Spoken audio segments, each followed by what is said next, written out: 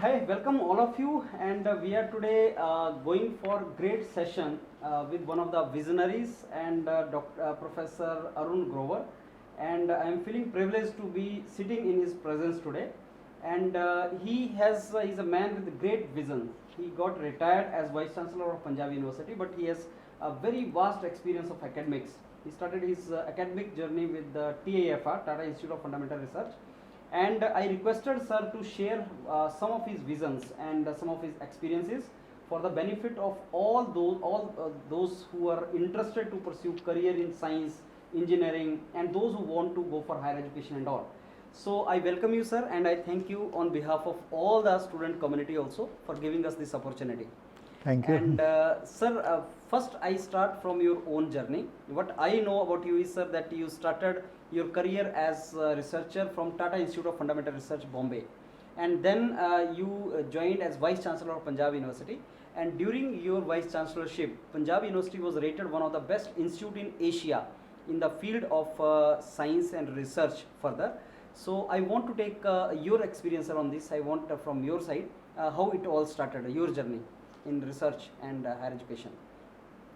So, I studied in a school in Delhi which were on the backwaters of Delhi University campus, and a large number of my classmates, they were from university campus, their parents were from a university campus. For instance, Professor of Physics son was my classmate, Botany professor's son was my classmate, Mathematics professor's son was my classmate, and I was fascinated by the fact that they had parents who were pursuing their passion. Okay. And they were very interactive with their children whenever they visited this thing. So, I wanted to be a university professor. Okay.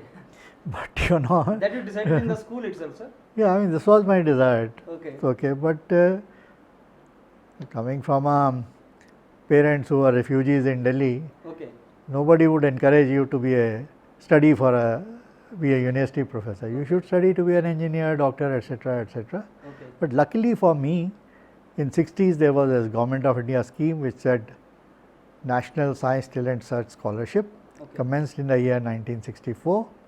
If you pass that exam once, it promised you a scholarship to study fundamental sciences at the BSc level, graduating to the MSc level, going up to the PhD level. Okay. So, it is the kind of the INSPIRE scheme which was introduced by Dr. Manmohan Singh some 10 years ago again. Okay. So, it was the INSPIRE scheme in the 60s. So, I was lucky. I got through this exam while I was a student of Kendriya Vidyalaya, Meerut. My father had got transferred from Delhi to Meerut. Long story, but anyway, I got that scholarship. Okay. So, now I had a license to study science, okay, without any pressure from the parents. Okay. So, you were getting scholarship till PhD? So, I qualified, I wanted to study physics. So, I came to Punjab University and I qualified through the MSc Honours School. Okay. And Honours School system of Punjab University is a very special system. Okay. If you join as a BSc student here, then you have to spend one extra year to get a degree which is equivalent to a bachelor's degree anywhere else in the country. Okay. But since you have spent 1 year extra, you want to now recover that 1 year. Okay. To recover that 1 year, you have to study MSc also here only. Okay. Because you get an MSc in 1 year. Right, sir. So, I studied BSc and MSc together in the Punjab University campus, where soon after the school, you are taught by university professors. Okay. You are out of school, you come to the university campus, and the professors of the university are teaching you. Okay. To the school students? No, students who are enrolling immediately after school. Okay. Even today it is the same. Okay. So, Honours School system of Punjab University was like the ISERS of India okay, of the 21st century. Okay. Okay. So, ISERS were established in 2006. Right, sir. So, 40 years earlier, the system was working in Punjab. Punjab University in the form of an integrated BSc and MSc program, where while you study a given subject, Right, sir. you can study chemistry, you can study geology, you can study mathematics, that option is there with you. Right. And you are in a university campus where there is dramatics going on, there are languages on, there are law students and so on. So you have an exposure to a liberal education. Right, sir. You are a part of a very large community where you learn the subject of your choice in a given department, but you have an exposure to everything else. Right, sir. That's true. So this was at that time the equivalent to the MIT of US, where an engineering student has a possibility of exposure to everything else. Right, sir. Doing nothing. You stay in a hostel Right. which has very few physics students, and in a dining hall you meet somebody who is doing MA English, somebody who is doing law, somebody who is studying for a library science, somebody is a chemical engineer. Right, sir. So it is, you learn something in the class, but you learn a lot outside the class. Okay. So I grew out of this very liberal and very invigorating atmosphere, and luckily for me, I gained admission into the TIFR graduate school. Okay. TIFR graduate school was commenced 1 year after Homi Bhabha's death, Okay. the founder of Tata Institute of Fundamental Research. Okay. But Bhabha had envisaged that TIFR would get bright young people, Okay. the best of them from the universities of India. Okay.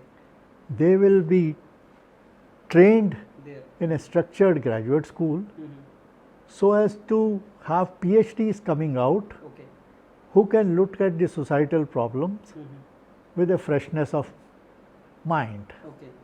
So you study for a subject, but you are trained to look at everything else, because TIFR admitted into the School of Physics physicists, chemists, biologists and engineers. Okay. You could be from any background, Okay. so long as you qualify the TIFR PhD entrance exam, which is a common entrance exam where they only ask you things which are at a BSc level. Okay. So first interview is, you should know what you have studied at a bachelor's level. Okay. So you should know little bit about all the domains. No, Okay. you should know. I was a physics student, I will be typically asked only physics, Physics only. but not a very high-fi physics, Okay. Basics. basic physics. So that is why an engineer also knows the basic physics. Right, sir. They will ask you few engineering questions, few basic questions. That's true. So you take very few students. In our batch only 13 students were That is, you are taken, talking about PhD, sir? PhD students. Okay. But after being admitted there, again it's a common graduate school. You are meeting Other- students of all subjects. Yeah. You work in a narrow area, but you have an exposure to everything else. Right, sir. Because once a week, Baba had introduced this notion of a weekly colloquium, Okay. where some research leader will speak on a topic at the frontiers of science in which he is working, Right, sir. giving a very basic introduction which a BSc student should understand. Okay. So every week I had an exposure to a Some role model. this thing. Yeah. Okay. So this is how, again my good luck, I completed the PhD Right, sir. and I got a job at TIFR sir. in the same group from which I have graduated. Of course, I had to do something else. Then I went to Imperial College for a postdoc. I came back. Then once I came back, now I was an independent researcher. Okay. I was not working for anyone. Okay. I was supposed to have my own area of work, Okay. lobby for budget for myself. Okay. Of course, the Department of Atomic Energy was very liberal with TIFR. Okay. If you can justify Your what you need, they would give you money. So you were working with the TIFR only, sir? Yeah. Even after a postdoctoral fellowship you did from Yes, I came back. I went on a study leave Okay. when I went as a postdoc. I came back to TIFR. Right, sir. But once I came back, now I was expected to have a program of my own. Okay. As a full-time Researcher. faculty there. Okay. Right. The faculty in TIFR was somebody who is a professor. Okay. I was at the lowest rung also, Okay. which we call as a fellow, Researchers. Okay. something like a research fellow. But Yeah. it's a permanent job Okay. to the extent that at the end of 5 years, if you are not doing well, they can ask you to leave. Okay. First 5 years is a trial period in Right. TIFR. Okay. So at the end of 5 years, they will do an evaluation. Okay. whether you are really worth your salt or not. Okay. But once you cross the first hurdle, Okay. now you have a job till you retire, Okay. and you are reporting only to the director of the institute Okay. about your progress. Okay. Nobody else comes in the way Okay. to assess you. So, sir, do we have other institutes also similar to Yeah. TAFR? I mean, TAFR is a different kind of institute. It was different at that time, but Indian Institute of Science, which is an older institute than TIFR, has the same healthy Same thing. practices. Right, sir. And as the IITs came up and became research institute, Even IITs, ISCRs are created on the same line? same lines. Okay. No, everybody follows now the same principles. Okay. In fact, the new ISERs and the new IITs, which Right. came up in the last 15-20 years, Right, sir. every faculty member joining a new IIT or a new ISER was given a seed grant Okay. to set up a research lab. Lab for him. I did not have the benefit of this even as a part of TIFR. Okay. But today it is a norm. Okay. In TIFR also the norms have changed because everybody is trying to get good young faculty. Right, sir. So TIFR competes with Bangalore, Bangalore competes with all the ISERs, ISERs compete with IITs. So when it comes to fundamental scientists, a bright young person in India today has many options, Many options. and people bargain. Oh, this institute is giving me 1 crore rupees Okay. to start a Set my lab, lab. so set my lab. Would you do the same? Even private institutes have started Yes. doing the same thing, sir. Yes. Even good reputed private So institutes. if you today, for the very bright people, for very creative people who have good credentials, there are many institutes to join. Yeah, that's Gone is the era that okay, if you don't get a job in TIFR or IISc, then where do I go? where should I go? No, TIFR loses today people to Indian Institute of Science and vice versa, or ISERs for that matter. Okay, okay. I was a chair of the search committee of Tata Institute of Fundamental Research for 5 years. I processed 200 applications. After shortlisting, we made some 15 offers, but we did not succeed in getting more than 6 or 7. Okay. Some of them got jobs in US itself, they didn't come. Some of them went to some other places in the world. Few did not join TIFR and joined Indian Institute of Science, but we could not get more than 50%. Professor Gover, there are so many students who get admission into PhD courses Yes. in ISCs, in IITs, and as you said, they are very reputed institutes.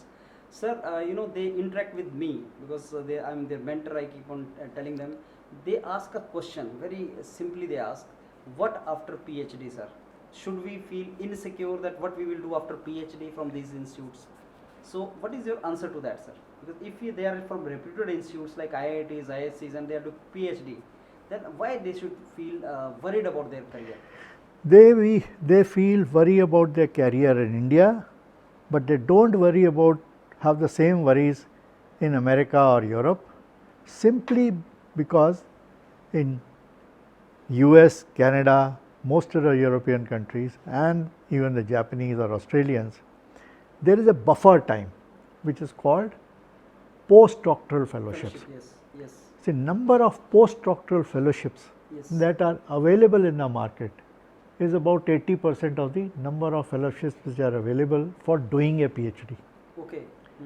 So typically every good PhD would be able to get PDFs. PDFs after doing a PhD. Okay. So that insecurity is not there.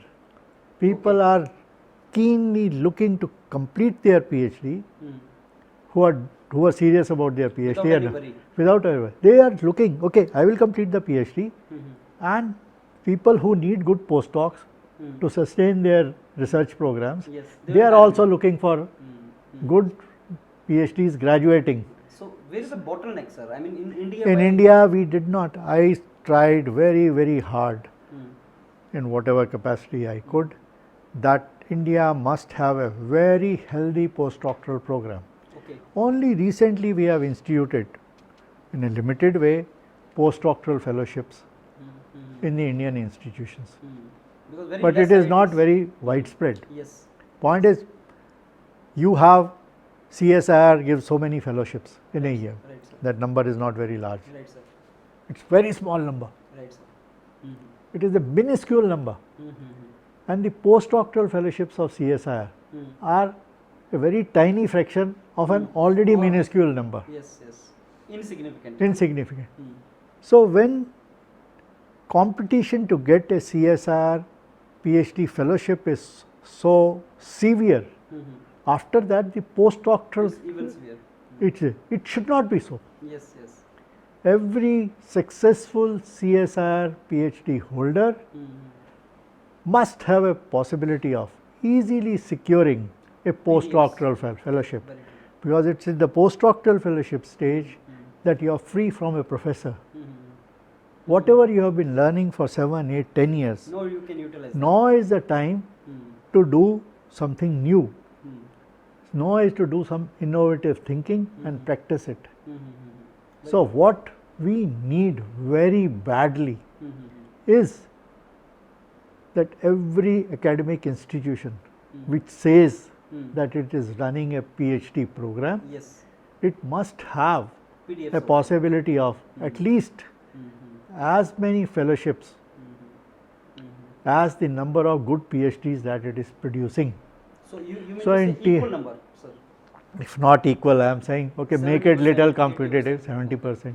For instance, in Punjab University, the 6 years that I served as a VC, on the average, 300 PhDs got awarded every convocation. Right. Okay, not all of them were PhD scholars who were on a PhD fellowship. Some of them were college teachers, some of them were some from other things. Right, sir. But out of these 300, at least 200 Will be the regular PhD. regular PhDs.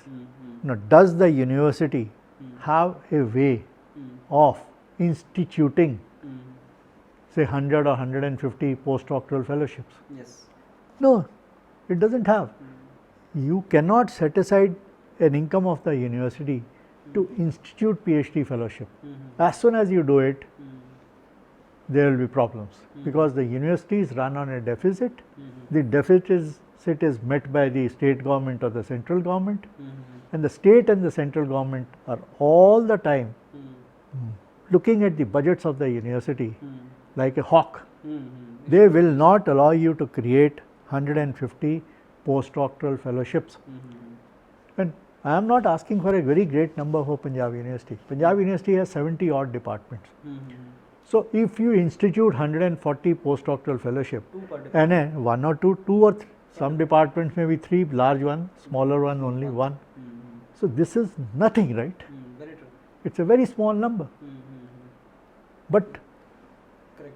so little resource can make a qualitative difference Right, sir. and instill a hope And in people, confidence that the PhD people will be doing their PhD Yes, yes, with great urgency. They will not delay their PhD because they know that if I complete the PhD and my PhD is done well, let somebody evaluate it. Right, sir. Okay, here is a jump in the fellowship waiting for me. Very true. So if you are paid today, it's some 28,000 or 30,000 Right, to a PhD scholarship. If I give to every postdoctoral fellowship, say 50 to 60,000 rupees, Right. which you should give, because if somebody is completing PhD PhD should- at the age of 28, 30, look at, and more than half the PhDs in Punjab University are women. So a woman, a single woman at that age, when some of them are already married when they are doing PhD. So I mean, at that stage she needs a support Right, sir. to sustain herself, to go through her motherhood and come back to the research and then contribute as a researcher when she is independent, she has looked after her family concern, so that next 25, 30 years she can be creative. So very small investment will give the country a return in a great way. That's true. But here it's very difficult to convince the governments, the regulatory bodies, that please think in a different way. Sir, government has started many scholarships for graduates to directly go for PhD, like Prime Minister Research Fellowship we come across, and directly now people can go for PhD, integrated PhD it is called. So when government is serious and it is basically encouraging youngsters to go for master courses. Numbers are very, very small. Yeah. I was a member of the PM fellowship scheme, Mm-hmm. in which a student receives double the fellowship, Mm-hmm. because PM fellowship scheme 70,000 they are giving. Yes. it is run in partnership with an industry. Yes, sir. So industry pays one fellowship, government DST pays another fellowship. Mm. So the student gets double the fellowship, and you have to work on a program which is jointly approved by a research guide from an academic institution and some co-supervisor from the industry. Right, sir. But we could not find adequate number. 1,000 such fellowships were the limit during Prime Minister Manmohan Singh's time. The limit remained same in the time of Modi ji's time. In fact, Modi ji was very keen that this number should be enhanced. Increased, huh? But at no stage by the time I was a member, the number exceeded 100. Okay. What was the reason, sir? Why? See, you want good people to do this and good projects to come. Yes. So good people with the good projects Mm-hmm. were not willing to take Mm-hmm. This. risk 6 years ago. Yes. Today the time is different. Mm-hmm. In this post-COVID era, Mm-hmm. and the era in which we are facing severe difficulties for the defense of the country Mm-hmm. along 4,000 kilometers of border, Yes. which is with 6 countries, Right, sir. and where the war is not at the border, the war is deep inside the border, Yeah. because you can fight the war at the border Mm. if you have information flow Yes. from the satellite imagery, Very true. if you have flow of how to have very sophisticated instruments that we buy from the Western world, Yes. how to run them. Right, sir. So for every officer of armed forces on the border, you need another officer who understands the needs of the soldier, Mm-hmm. but who is capable of understanding remote sensing, who is an engineer by training, Mm. knows artificial intelligence, Yes. can analyze all the information that is there, Mm. and also innovate, Mm. okay, Right, sir. and figure it out, because nobody is making things that your army needs at 12,000 or 14,000 square feet. Mm-hmm. It is your problem. Right, sir. So you have to do it yourself. Yes. Mm. So you can train Fajis in the NDA, IMA, this, that. Mm-hmm. But where is your backup? Where is your backup soldier? Mm-hmm. So at a time that the young, bright scientists and engineers Mm-hmm. passing out of our IISERs and IITs, Mhm. they are looking abroad. Mm-hmm. This option is closing today. Mm-hmm. Today we have this year we have a large number of People engineers and the scientists who will be inside who India. are very well trained. Mm-hmm. This is the time to grab them Mm-hmm. and start Mm-hmm. Indian strategic services, Mm-hmm. where you take the best of the young people coming, Mm-hmm. go force them to go through a grind Mm-hmm. like the Mm-hmm. Atomic Energy Training School created by Homi Bhabha in 1958, which is now called BRC Training School. Mm-hmm. So let the BRC, Department of Space also runs a similar training school. Mm-hmm. DRDO also recruits, but not the way Atomic Energy and Space recruits. Right, sir. So atomic energy and space could attract the best of the engineers in 60s, 70s till early 80s, join their program, go through a training and work on mission oriented programs. Mm-hmm. So we need to have Mm-hmm. same mission oriented program, Mm-hmm. but mission today is different. Okay. Mm-hmm. So we should start inducting of the order of 1,000 engineers every year for next 10 to 15 years.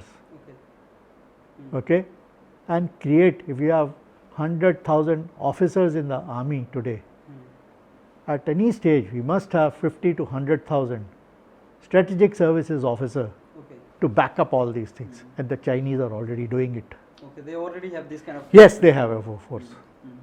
So, need of the hour is to create this force, and this responsibility should be given to Department of Atomic Energy and Department of Space. They have everything ready. You don't have to create an infrastructure. Their infrastructure should be used to raise this Indian Strategic Services Officers cadre who will work for the strategic interest of India. Okay. So, you will need engineers, you will need physicists, you will need mathematicians, you will need management people, you will need life scientists, because the present PSA, Principal Scientific Advisor to Government of India, he is a chemical engineer who all his life was a life scientist. He is a fellow of the Royal Society and his field of work is molecular biology of the muscles and so on and so forth.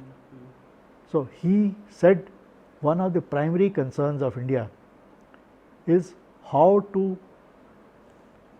exploit the biodiversity of Himalayas Okay. from the northeast to the northwest. Okay. So utilize that. So, utilize that. So, you need every kind, you need biologists, you need environmentalists, you need anthropologists, and you also need people who are multilingual. Okay. Chinese know English, so they know how we work. How many of us we know Chinese? That's true. How many of us are even conversant with the Persian script?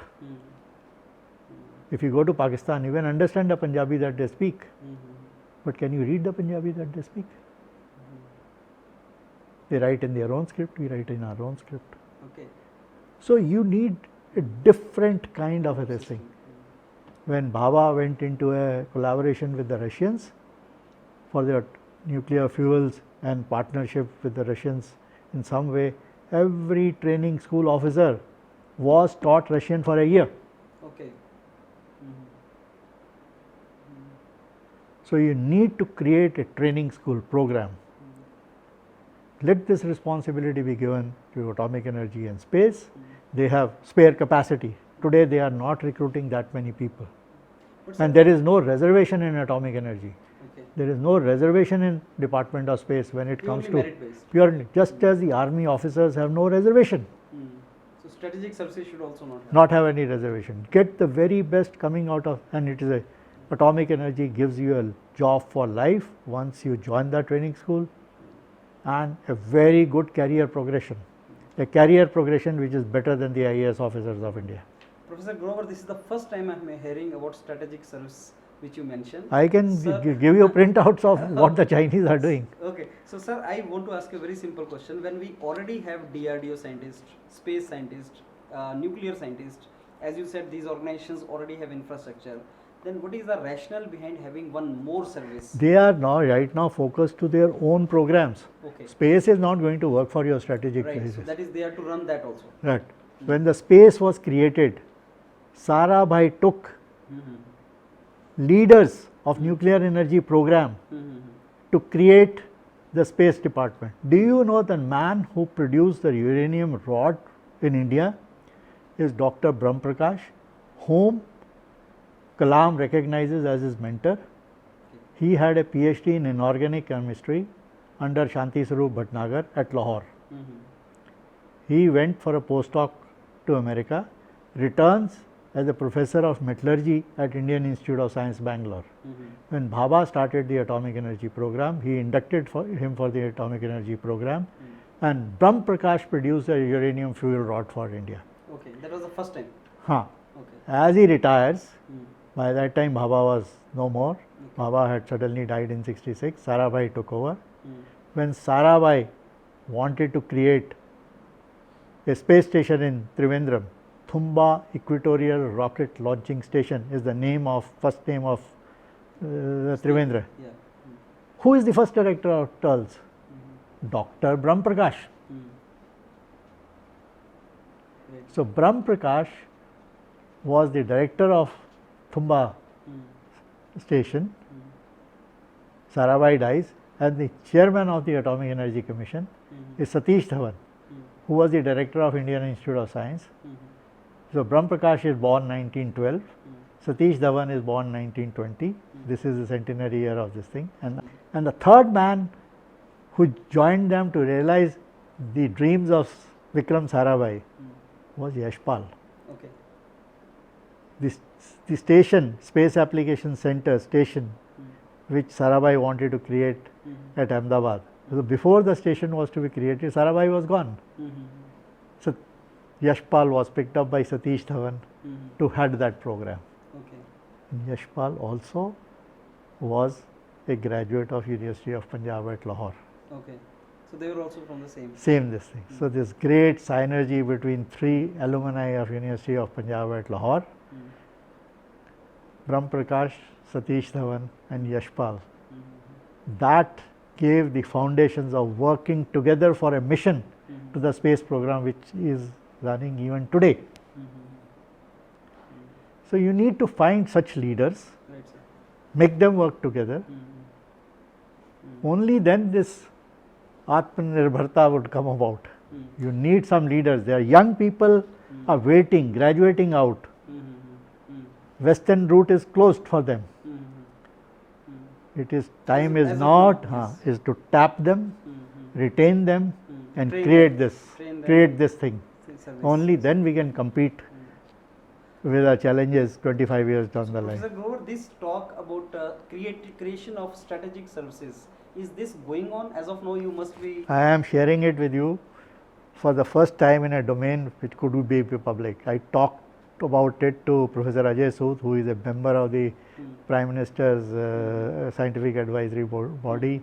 So Ajay has been asking me that I should write it up and give it Because, to Vijayaraghavan Because to it's a take good it. idea, sir. And I also talked to Mr. Satyapal Jain. Right. He says give me a few pages write up. He'll talk to Modi ji, but I didn't get time to do it so far. Okay. But I'll do it. I But will because write. this is required, sir. Yeah. At least, as you said, for every soldier on the border, there is a need of soldier in the lab also. That concept Not- actually is ha, good. ha. That concept is good. But So yes, you need somebody who has the authority. Just as an Yes. officer has a responsibility and authority at the border, Right, sir. you need to create a similar officer back. Okay. And they should largely from science. Science, engineering, streams. Yeah, technology science, streams. engineering, technology. But science means all areas of science are I needed. understood. Applied mathematicans Yeah, are also yes, needed. yes, Artificial yes. intelligence people are Definitely. also Data needed. science, Biologists are everything. also biologists are also Yes, needed. yes. Life scientists are also needed. Very true. Biotechnology you need. Maybe psychologist also. Everybody is in Multilingual, as you said. so- multilingual. The people who are willing to learn anything and everything Right. as the life progresses, who have the confidence to learn anything and everything. People whom Sarabhai recruited, Right, sir. they didn't know where Mangal, that 30 years down the line they have to run a Mangal, this thing. Yeah. They have learned everything on their own. Oh, that's true. This is totally indigenous for us. Total indigenous for us. 6 people from TIFR graduate school were taken away by Department of Space as soon as they completed their PhD in theoretical physics, astrophysics, chemical physics and so on. And they went on to become leaders of India's space program. Okay. Similarly, 6 people were taken away by a colleague of Bhabha, whom Indira Gandhi had picked up to create Oil and Natural Gas Commission. They created a new theoretical analysis center in Dehradun, Okay. and they were asked to simulate how to efficiently and optimally get the oil from under the sea or under the earth. How to pump, what should be the strategy of pumping, because oil is there. If you do with a wrong strategy, you will be able to get only 20% of the oil there, but you want to get 30-40% of the oil that is trapped there. Okay. That's true. So all that theoretical modeling, Mr. Prasad, a colleague of Bhabha, walked into TIFR graduate school, said I need 6 people. Okay.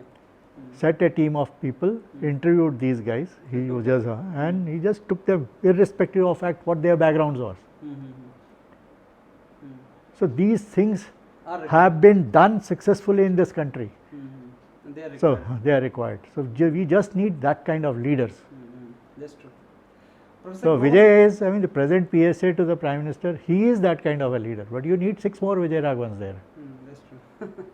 Professor Grover, these students who get for higher education, like those who pursue the masters and PhDs, as I told you, one of the apprehension in their mind is what they will do after that.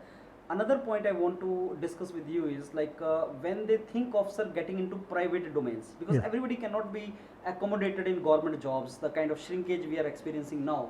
So everybody cannot expect that after masters or PhDs will be becoming faculty in government system or we will join DRDO, ISRO. So larger chunk is to be accommodated by private sector only, sir. Yes, R&D. so sure, in higher education, the role of the state universities is shrinking very rapidly. Right, sir. So when that role will shrink, who will fill that vacuum? When you go abroad, you are not going to an government university Government, abroad. yes, You yes. are going to a good university Good abroad, university, which is private. which is a private university, Yes. which is sustained by the corporate sector of the Western world. That's true. Corporate sector employs their graduates. Right, sir. So the corporate sector has a vested interest that sources from where they get these good people, they remain good. Right, sir. So even today, it's the India's corporate sector which is employing the graduates of the universities. Right, sir. So the program has, by default, has to run a public-private partnership. Take Punjab University. Is it not a private university? 50% of its income Okay. is from the examination fee paid by the students of affiliated colleges, Okay. or the fees which is paid by UIT, the Engineering Institute, which charges roughly the same fees that private colleges are charging, or the law school. Management school. Also. Management school. So everything is already running in a quasi-private, public partnership mode. This has to be recognized, accepted and strengthened so that it becomes self-sustainable. Model becomes successful. Self-sustained. It should not depend, okay, today we have a very powerful Prime Minister who is saying, work for self-reliance. Tomorrow we may not be having that powerful a Prime Minister. He may not be able to articulate things that well as the current Prime Minister. should be But system should be self-sustainable. Once put into the thing, it should be working. Right, sir. So once the program got set with people like Bhabha or Mahana Lobes or the stalwarts of the 50s and 60s, Right, sir. it continued, right? It's It is continuing even today. And these institutes are successfully working. Working. So Atomic Energy had the responsibility of creating India's electronics industry. That is how the ECIL came in. Yes, yes. Our these voting machines are still coming from ECIL. Very true. So it is the Atomic Energy which had set up this electronics committee. So from that came the Electronics Commission. From that came eventually this networking. Right, sir. Who is the first Director General of NIC? NICNet, nic.in. Sheshagiri. Who was Sheshagiri? Sheshagiri was a faculty member in Computer Science Department of TIFR. Okay. He was a scientist. So he only created this. He only created this information network. So Sam Pitroda came with his patent and the switch but who implemented it? Dr. M.V. Pitke.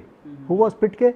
He was part of, again, that team which had made the TIFR calculating machine in 1950s when Bhabha was there.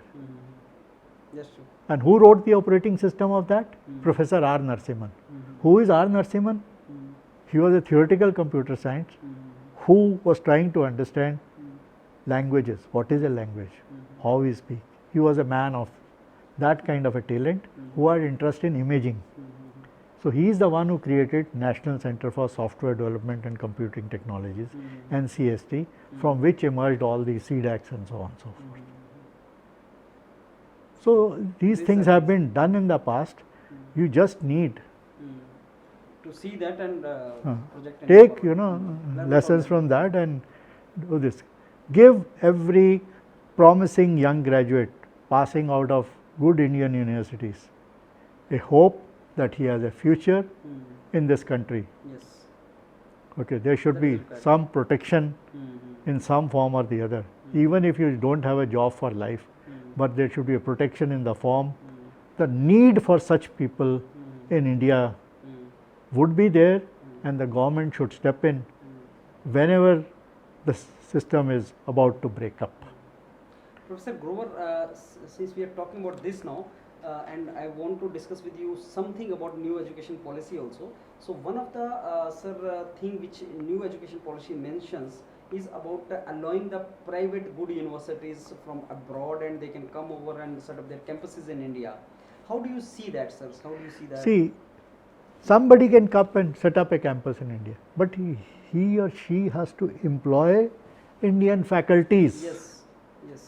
There is Shiv Nadar University, which is created by an innovator of India, the man who created the HCL company. Shiv Nadar is, and he created, he and his colleagues created. Now there is a Shiv Nadar University. Right, sir.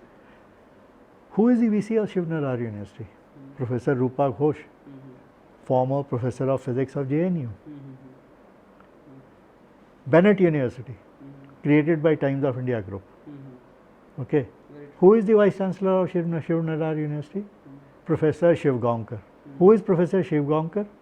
Who was a professor at IIT Bombay, later on was a director of IIT Delhi.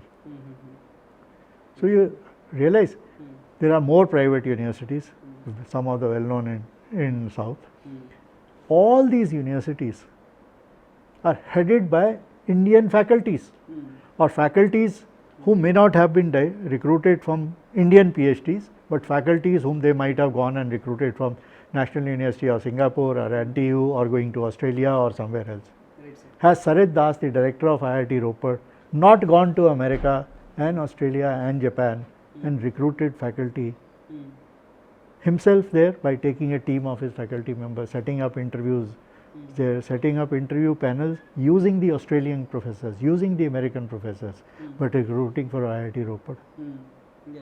So IIT Ropar is in a government good. center, it's in a government sector, Yeah, but it is doing exactly what you are afraid that a private university from abroad will do. Let them come. They would be successful only if they get good people good people to in work, and good people will join them only if they can learn something utilizing which they can have a successful life. That's true, sir. That's true. So fear is not that. Fear is that whatever these people are doing, they should not become teaching shops of the kind that they are exclusively for very rich people. That's true. So very high fee structure and all should Huh, be huh. there. You are saying that in a private school, 25% of the seats must be reserved for economically weaker sections. As of That is in government hands. yes. That's true. So the government of the day have to innovatively regulate that they serve the purpose of India. This is for the legislation. They have to also We have to make that. they have to innovate. I mean, it's not that you and I have to innovate for our survival. The governments also have to innovate that the nation survives. That's true. Professor Grover, what is the best thing you liked in new education policy, sir? 2020. Okay, new education policy. I think the most exciting thing is that it reduces the stringent regulations which were being imposed by UGC in the past. UGC will give a diktat, only such a degree with such and such nomenclature is valid. Do you know the degree that I qualified from Punjab University, which is the same degree that the University of Punjab at Lahore was giving? The UGC declared it invalid because its nomenclature was MSc Honours School. Okay. It is equivalent to MSc of any other university, but if my degree has this thing Honours School written in it, and if I go to other university for a job, they will say this degree is not recognized by UGC, so आपका तो application में नहीं consider होगा. So it removes all those controls. Okay. It also allows you to take any good course from anywhere, from some other place which is accredited, get earn the credits, add to my credits, okay, and become eligible for a this thing. So this is it's liberalization of this kind, which is very, very useful. This is going to help. This is going to help. I can be registered for a BTech degree in, at Punjab Engineering College, but my interest is to start do music, or I want to do So you can something else. pursue that also. I can pursue that from somewhere else. If that somewhere else is recognized by Punjab Engineering College governing body, those credits can be transferred. And when I pass out, all that can be given to me on a platter. Okay, I have learnt all these things. I may have done all these things on my own. So it allows you to access and reach out and obtain the best.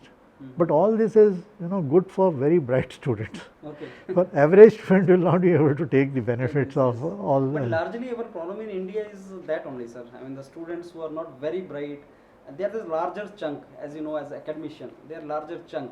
And the main trouble with India is employment. How to generate employment, how to feed yourself. So does a new education policy... New education policy is not enabling anything until the money spent on education is enhanced from the dismal 3% to 6%. But they mention it about this. Yeah, but that yes, is... in the previous also we have seen Yeah, that. so As that is you- why I asked you to read through Yes. this recent Articles. article Yes. written by a former Secretary of Higher Education, Yes. Mr. Ashok Thakur, So or twice the it was former done, chairman yes. of AICTE. They have very nicely brought out that all the good features of new education policy in some form or the other in the past have been talked. They could not be implemented in an effective way, Yes. partly due to political will and partly due to the fact that the governments of the day did not have enough money to put in. Resources, yeah. But since now the government has accepted this new policy, so government has committed itself to implement this new policy. Which was not in the past, sir? In the This past- kind of a forceful commitment was out there. It is not that a Prime Minister came to the Red Fort on the Independence Day, And mentioned about this. mentioned about. Prime Minister held a one-day conclave and he announced, I attended to So we his can talk, expect that commitment. So he and said- those- that people are asking me Mm. whether I am politically committed to it. And he says, categorically I am committed to this. Today he may not have the money, but if this 3% by increase of 0.5% every year, And it goes to at the 6%, end, at the end of 10 years, if it reaches 6%, it will be a very good thing. then I think that's a proof of his commitment. Yes. So if Modi ji can add Mm. 0.5% every year, then Even that will be great. even that will be, Mm. then people will see that improvement is coming down the line. Right, sir. Right. Professor Grover, you mentioned that you were part of Prime Minister Research Fellowship Program also. Yes. And this is very good, sir, because normal PhD में scholarship is 35,000 and here you get. That is why Modi ji, on the basis of PM Fellowship Program, was conceived in Manmohan Singh's time. Okay. Modi ji took it forward and Okay. he said, every MTech of an IIT Okay. or every BTech of an IIT Mm. who wishes to pursue a PhD in engineering, Okay. he or she will get double the fellowship. Okay. But sir, So we this don't, is- but we don't see much. We didn't start implementing it. Okay. Now is the time to implement it because IIT engineers are not getting the kind of corporate jobs Which that they earlier were were. earlier getting. And So maybe this is the time and to maybe- start implementing this scheme Mm. by compulsorily setting aside this money Mm. and taking a 3-monthly record Mm. as to how many people have got onto the thing. Mm-hmm. So just as for the PM fellowship scheme, there is one eminent, very motivated person, Professor M.K. Bhan. Mm. Bhanji is no more. So we need a replacement of Professor M.K. Bhan Mm. to implement PMRF. this thing. Okay. And can it serve the strategic services Sure. mode also, which you mentioned? Yeah, it will certainly serve, because Mm. this will become a Because- feeder to the strategic So from services. different branches they take people. From So this biology will become also. a feeder to the Indian strategic services. Which very truly will be Yeah. So serving the just nation. as, you know, Niti is not old Niti, right? Yeah. Okay, Niti has a different connotation now. Right, sir. So you need to create as a part of Niti Mm. a small cell Mm. which will find ways Mm. of implementing Mm. earlier Mm. very innovative schemes Mm. towards the successful creation of Mm. what I am calling Strategic Indian sources and all. Professor Grover, vocational education is one of the very important part of national education policy. Yes. And as a common man, if you ask me, then I think this is the best thing I like. Sure. Maybe because related to employment. So what is your take on that, sir? See, this again is not new.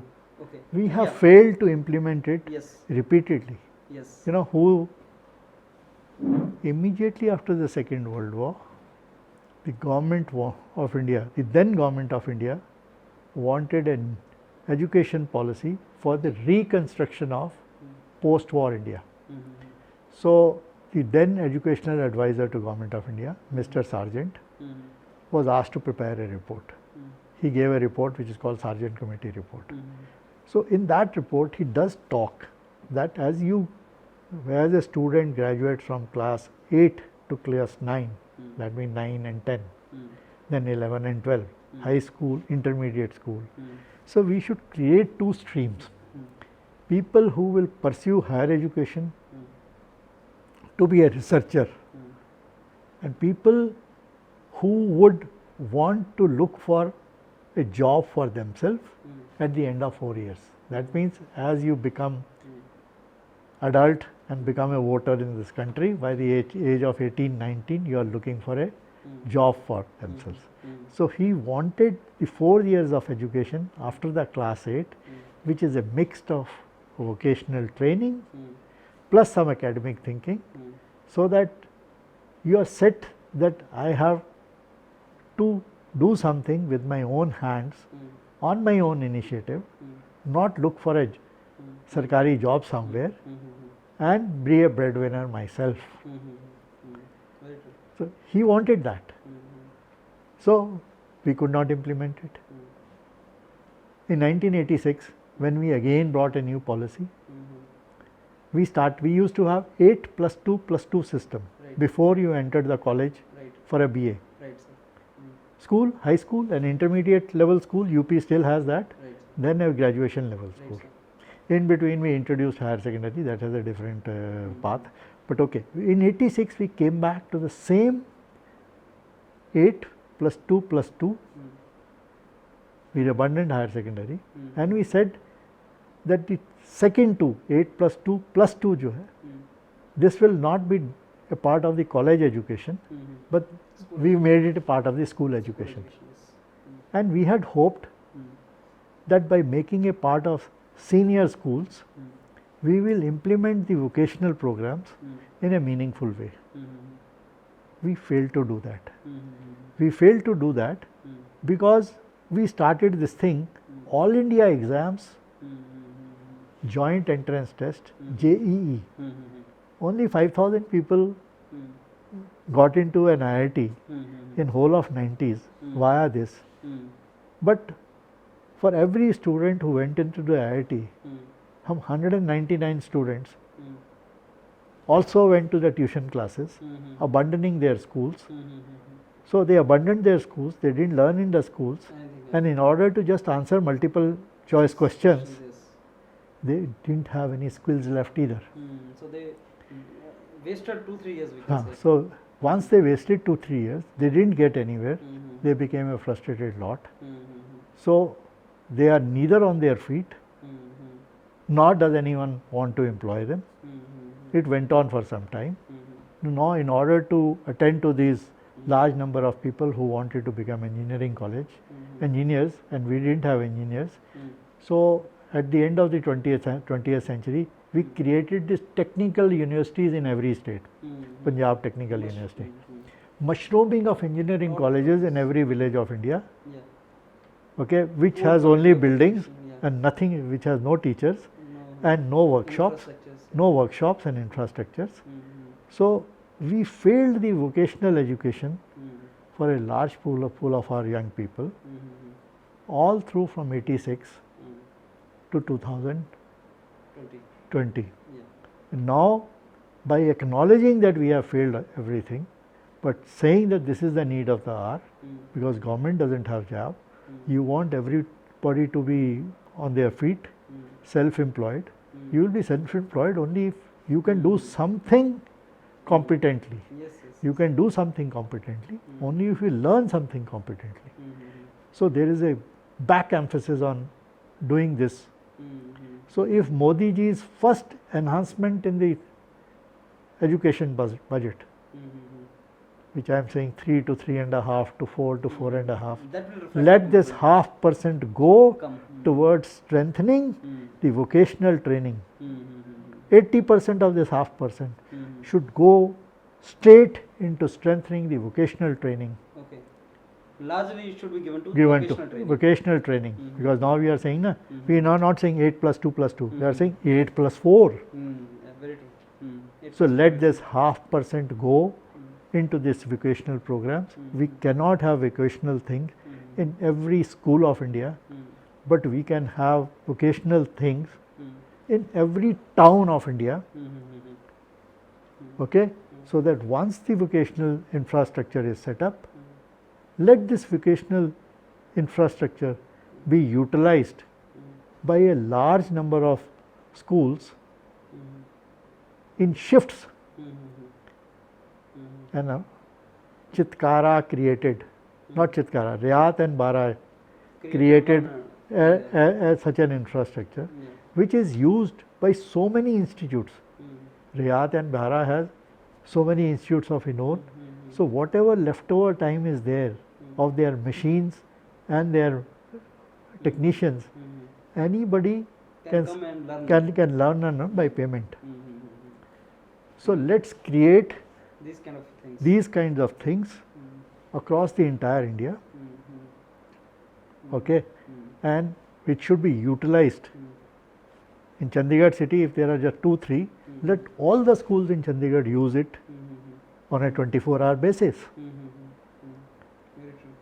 As if, I am hiring this service for this time. There is one can devise a very innovative way that this is used. You can learn. So this is workshops, if you call it cluster workshops or whatever, for vocational training, which are used by schools in a region. Create such. These clusters can be created. Created. Skill clusters If there are skill clusters, can be created. I mean, let's create 1,000 skill clusters. That's true. No, number should not be very restrictive. It has to be of the order of 1,000. Yeah, as per the population. Because it has to be inclusive. You cannot have this remote area of country, the children from this, we don't want to skill them. If you have to win elections all across the country, it has to, everything has to be. Anybody who aspires to run the central government has to attend to the needs of the entire country. Very true. Professor Grover, my last question to you is your message to the youngsters, young graduates, scientists, engineers. The world is changing. Post-corona world is a difficult word for young people across the entire world. Okay. Young people are today more tech savvy than people of my generation. They can access what good things are being done for the young people all across the world. Yes. They should learn it, articulate it, reach it to the Prime Minister of India via these channels that he have, Man Ki Baat, this, that, and so on and so forth. Here is a Prime Minister who is wanting to reach out to one and all. So let the young people figure out what the other governments in the world are doing for their respective young people. Go and demand it Demand the same thing. from a willing Prime Minister. Yes. and you have a vote. At 18, you have a vote. Mm-hmm. So if the politicians of India do not listen to them, do not vote for them. You have this power. Yes. So you can make yourself, this, Yes. you can get things changed. Okay. That is there. Okay, Professor Grover, thanks a lot, sir, for giving us this opportunity and lot of time you have given. And I'm very sure this interaction is going to help a lot the students who are aspiring to win higher education. And that is something which everybody should take very seriously, sir. And I'm very sure that is going to serve the strategic interest of India. Thanks a lot, sir. Thank you very much. You are welcome.